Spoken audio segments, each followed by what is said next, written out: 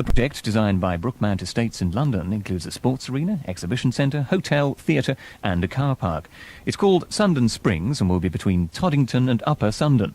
But villagers in Harlington say that's less than a mile from their doorsteps, and they'll fight the proposals to the bitter end. Well, Deborah Bain has been finding out what their objections are from James Aldridge, the chairman of the Harlington Society.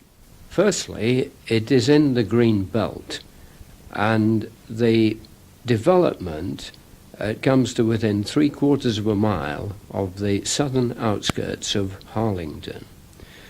Secondly, it will create traffic problems which we believe are insoluble and must inevitably lead to permanent congestion around the site and to people using the roads through Harlington as an access and egress route from the site. We also feel that the provision of shopping in a greenbelt site such as this is completely contrary to the county structure plan and must inevitably affect the shopping facilities in Luton, in Dunstable and in Leighton Buzzard. We've got to take into account too that there is a project on which there's a public inquiry being held at the present time, that is Waterdale Park at Bricket Wood, which also affects the Luton area.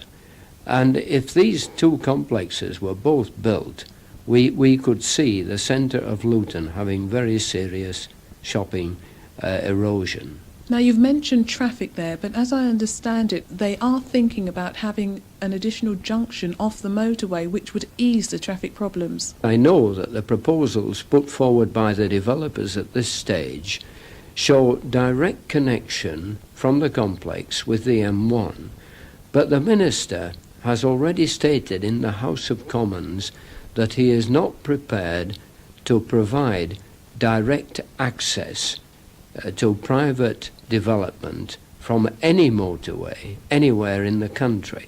So to that extent their proposals are unacceptable. It is true there will be a new connection from the Luton Northern Bypass to the M1, but it could well be that if that connection were used for the volume of traffic which is envisaged, it would result in the closing of Junction 12, which is the M1 junction used by the people of this village. But surely on the plus side, this multi-million-pound development could bring jobs to the area. Are you really against that? I believe there will be substantial job losses in the area due to the closure of retail premises which will be affected by the amount of business which could be drawn to Sundon Springs. But I certainly do not take the claim of 3,000 jobs at its face value. The people of Harlington are not just making a one-night protest. They're at the beginning of what could be a long and very hard fight. James Aldridge from the Harlington Society telling Deborah Bain why villagers object to plans for a new sports and shopping complex earmarked for Sundon in Bedfordshire. And there's a public meeting on the subject tonight at 8 o'clock, and that's in Harlington Parish Hall.